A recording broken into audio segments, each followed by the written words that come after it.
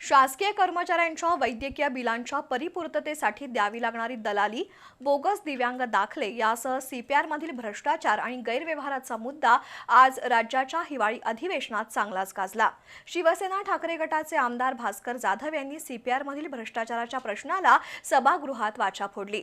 त्यानंतर आरोग्य मंत्री प्रकाश आंबेडकर यांनी वस्तुस्थिती मान्य करत आरोग्य विभागातील भ्रष्टाचार आणि गैरव्यवहार म्हणजे आरोग्य यंत्रणेला जडलेला आजार आहे असं कबूल केलं। यापुढे वैद्यकीय बिलांची नोंदणी आणि परिपूर्ती ऑनलाईन पद्धतीने होईल, त्यामध्ये दिरंगाई करणाऱ्यांना कारवाईला सामोरं जावं लागेल असा इशारा नामदार आंबेडकर यांनी दिला। गेल्या आठवड्यात शिवसेना ठाकरे गटानं सीपीआर हॉस्पिटलमधील गैरव्यवहार, भ्रष्टाचार, अनागोंदी कारभार याच्या विरोधात आंदोलन केलं। शासकीय कर्मचाऱ्यांच्या वैद्यकीय बिलांना मान्यता आणि परिपूर्णता करण्यासाठी 10% दलाली द्यावी लागते, तर बोगस दिव्यांग दाखल्यांच्या विषयालाही शिवसेनेनं वाचा फोडली। त्याचवेळी स्वाभिमानी संभाजी ब्रिगेडच्या वतीनं लॅब टेस्टिंगचा सुमारे 1.5 कोटी रुपयांचा घोटाळा उजेडात आणला। आरोग्य मंत्री प्रकाश आंबेडकर यांनी सर्व प्रकरणांची गंभीर दखल घेत त्रिसदस्यीय चौकशी समिती नेमली।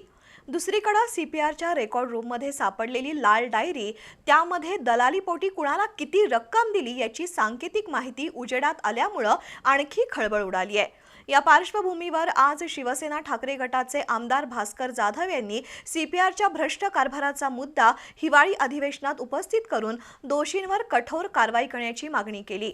संपूर्ण कोल्हापूरमध्ये हा विषय गाजलाय। आपण या विषयाची बादशाह पण इथे आहेत, म्हणजे आमचे मुश्रीफ साहेब, आणि म्हणून आपण संपूर्ण त्या हॉस्पिटलची चौकशी करून जर ते खरोखर दोषी असतील तर, मी असं कधीच म्हणत नाही, तर आपण त्यांना पाठीशी न घालता, कारण त्यांची बदली आपण केलेली आहे, आणि म्हणून आपण त्यांना पाठीशी न घालता ही डायरी जर आपल्यापर्यंत आली असेल तर आपण कठोर चौकशी करून त्यांच्यावर कठोर कारवाई करणार का?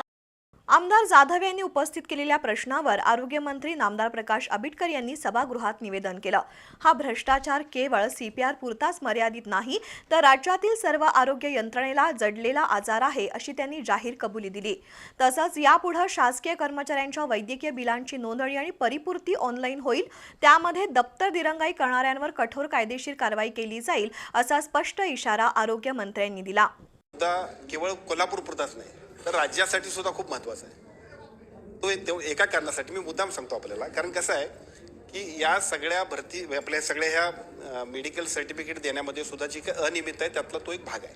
ठीक आहे, तिथल्या काही स्थानिकच्या कार्यकर्त्यांनी मागणी केली, पण ती मागणी रास्त असल्यामुळं किंवा रास्त असेल अथवा वस्तुस्थिती जी आहे त्याच्याबद्दल आपण चौकशी समिती नेमली आहे। त्या चौकशी समितीमध्ये जे जे दोषी असतील त्यांच्यावरती तर कारवाई होईलच, त्याच्यात वाद नाही, पण केवळ तेवढ्यावर थांबून चालणार नाही। राज्यासाठी महत्त्वाचं एवढ्यासाठी म्हणतो की आम्ही सगळेजण काम करताना मेडिकल बिलासाठी ज्या पद्धतीची आर्थिक मागणी केली जाते हा सगळ्या राज्यातल्या अनेक ठिकाणचा विषय, सगळे कर्मचारी जे आहेत त्याच्यामध्ये त्रस्त असतात। त्यामुळे मला असं वाटतं की तुमच्या प्रश्नाच्या निमित्तानं आम्ही असं जाहीर करतो की आमच्या आरोग्य विभागाच्या वतीनं सगळ्या जी काही मेडिकल बिलं घेतली जातात त्या सगळ्यांची ऑनलाईन पद्धतीने आम्ही काम केलं पाहिजे, म्हणजे तिथं थांबणार नाही, विलंब होणार नाही, आणि अशात जो उशीर होईल त्यांच्यावरती कारवाई होणं सुद्धा अपेक्षित आहे, ते सुद्धा आम्ही निर्णय घेतोय।